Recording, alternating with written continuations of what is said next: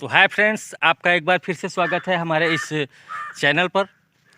Friends, आज से लगभग वन मंथ पहले हम गए थे डिस्ट्रिक्ट कुशीनगर में।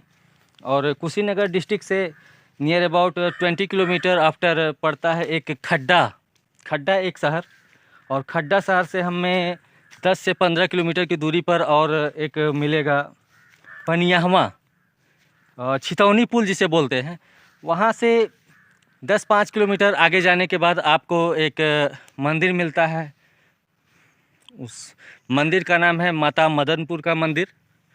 उस मंदिर की अपनी एक अलग उपलब्धि है, उस मंदिर की अपनी एक अलग कहानी है, एक राजा की कहानी है। वो मंदिर बहुत ही प्रचलित है।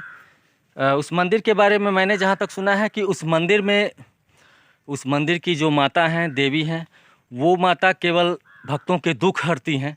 ऐसा नहीं है कि वहाँ पे लोग कुछ मांगने जाते हैं लोग वहाँ पे, लेकिन वो केवल दुख हरता है, यानी सुख करता है। तो मैं वहाँ पर अपने पत्नी, अपने बच्चों और अपने एक बड़े भाई साहब और उनकी पत्नी के साथ वहाँ पे दर्शन करने गया। तो मैंने सोचा कि वहाँ का वीडियो मैंने बनाया था और मैंने सोचा कि आपको वहाँ का दर्शन अगर आपने ना किया हो तो अपने वीडियो के ज़रिए, अपने ब्लॉग के ज़रिए आपको वहाँ का दर्शन करा दूँ। तो मैंने उस के कुछ अंश अपने पास रखे हुए थे, तो उस अंश को मैंने कलेक्ट करके आपको सोचा अपने वीडियो के, अपने इस ब्लॉग के अगले पार्ट में आपको उसके कुछ अंश दिखा दूं कि कैसे कैसे वहाँ पे क्या होता है। देखिए दोस्तों, कहानी वहाँ की कुछ ऐसी है। एक राजा की कहानी है, ठीक। दूसरी कहानी यह है कि वो मंदिर बहुत दिखने में भव्य नहीं है। दिखने में वो मंदिर बिल्कुल भव्य नहीं है, आपको पहले ही बता दूं। भव्य क्यों नहीं है? क्योंकि वो टाइगर रिजर्व में पड़ता है, जो कि बिहार बॉर्डर, मतलब उत्तर प्रदेश और बिहार के बॉर्डर से दूर पड़ता है, बिहार में जाके पड़ता है। लेकिन सुनने में ये आता है कि जंगल में बहुत से जानवर हैं, शेर हैं। ऐसा नहीं है कि केवल कहने के लिए जानवर हैं, वास्तव में वहाँ पे जानवर हैं। और वो जानवर रात में टहलते हैं। उन जानवरों को नुकसान ना हो, इस कारण से बिहार सरकार जो है वहाँ के रोड को मेंटेन नहीं करवाती। आप जैसे ही यूपी को क्रॉस करेंगे ना, क्रॉस करने के बाद एकदम रोड केवल मिट्टी का है, बिल्कुल ठीक इस तरीके से जैसे आप देख पा रहे हैं ये रोड मिट्टी का है ना, बिल्कुल ठीक इसी प्रकार से रोड मिट्टी का बना हुआ है। और उसको ऐसा लोग, जो नए लोग जाते हैं वो कहते हैं यहाँ की सरकार कैसी है, क्या है, कैसे है। लेकिन सरकार की कोई गलती नहीं है। अगर आप वहाँ पे बनवाते भी हैं रोड को तो वो रोड चलेगा नहीं। प्लस मंदिर में जाने के बाद आप देखेंगे कि इतना भव्य मंदिर है, सब कुछ है, इतना नाम है, लेकिन फिर मंदिर का निर्माण क्यों नहीं अच्छे तरीके से किया जाता है? वहाँ मंदिर का निर्माण फ्रेंड्स हो ही नहीं सकता। मैंने भी पहले सुना तो लगा कि लोग झूठ बोलते हैं, लेकिन ऐसा नहीं है। वहाँ अगर आप उसके ऊपर छत लगवा देंगे, कुछ भी कर देंगे, तो वो छत गिर जाएगी अपने आप। इसलिए वहाँ मंदिर का निर्माण नहीं हो सकता। वो फ्री स्पेस में, माता जी जो वहाँ की हैं फ्री स्पेस में रहना चाहती हैं।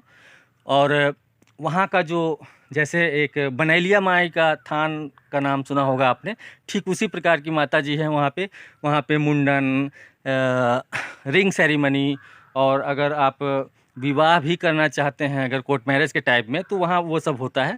और वहाँ का प्रसाद जो होता है, वहाँ पे बकरा चढ़ता है, जो बकरे का मीट होता है, बकरे को वहाँ ले जाते हैं, वहाँ पे बकरे को हलाल किया जाता है, काटा जाता है, और वहाँ जो मीट निकलता है उस मीट को वहीं पे बनाया जाता है और लोगों को अपने साथ जो लेके जाते हैं वहाँ पे खिलाया जाता है।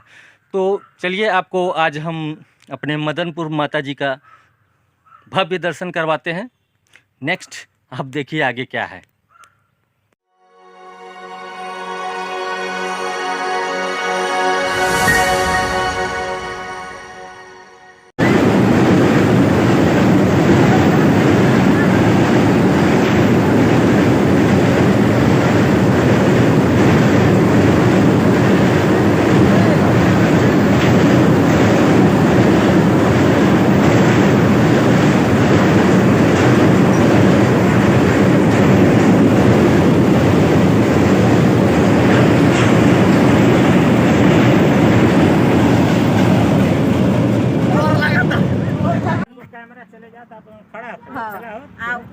उजार के बानत गल वो अरे मिले नैया से लप मिले नैया सुनवा मम्मी हम नहीं चढ़ पाएंगे इधर है। नहीं आवे पूरा पानी जैसे मोबाइलिया में ना चल जा हाथ अरे ग्रुपिंग में मेरे चलो जी जाओ वहाँ पे खड़े हो आवो ग्रुपिंग के फोटो अब फोरन रो बनो करिया यहाँ के सामने से खींचे।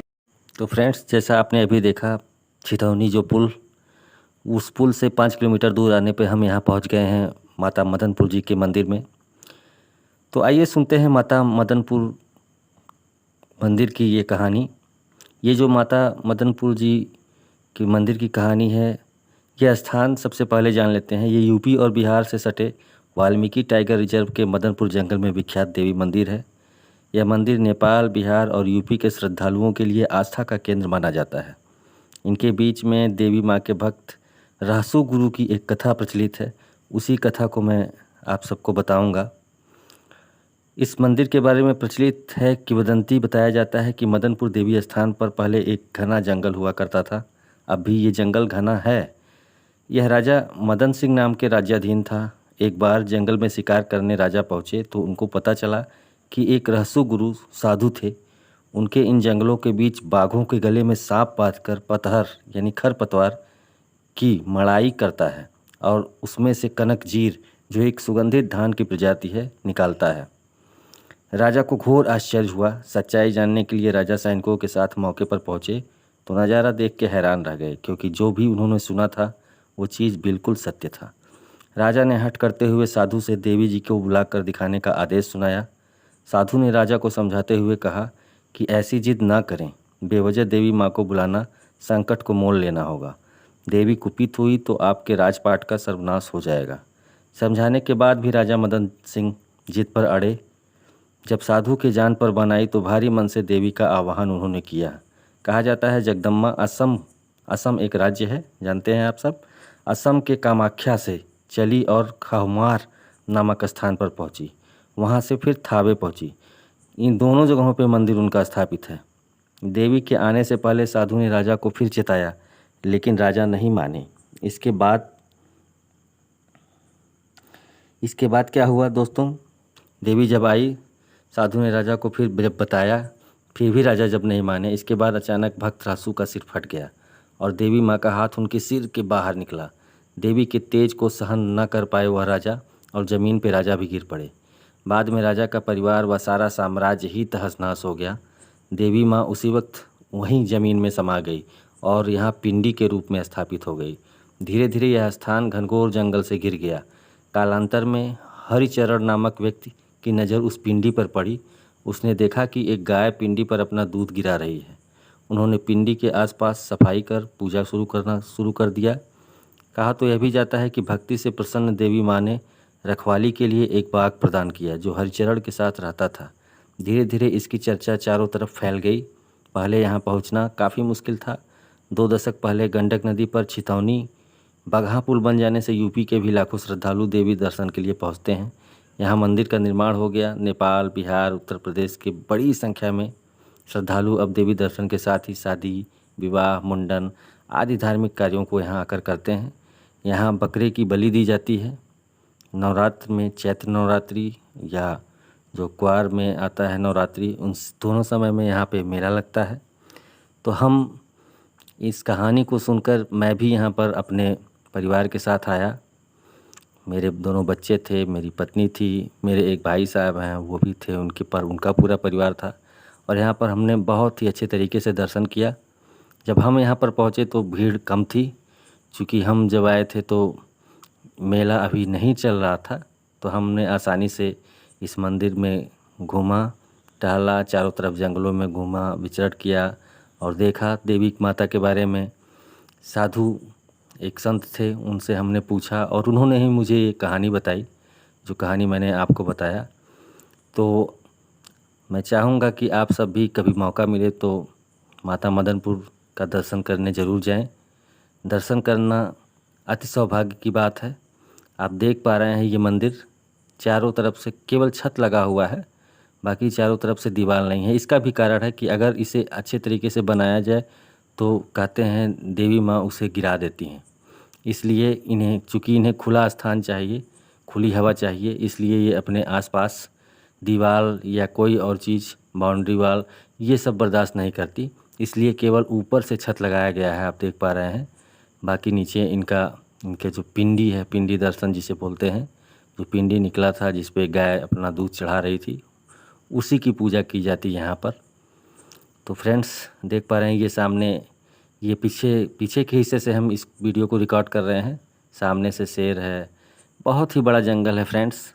आसपास कई सारी दुकानें हैं जहाँ पे हम जाके ब्रेकफास्ट कर सकते हैं, भोजन भी कर सकते हैं, उस सब की भी व्यवस्था है यहाँ। अगर हम आएँ, अगर बकरा हमको चढ़ाना है तो वो लेके आते हैं, यहीं पर उसे बलि दी जाती है। और बनाने के लिए सारे प्रकार के मसाले, तेल, सारे कुछ चीज़ें अवेलेबल हैं यहाँ पे।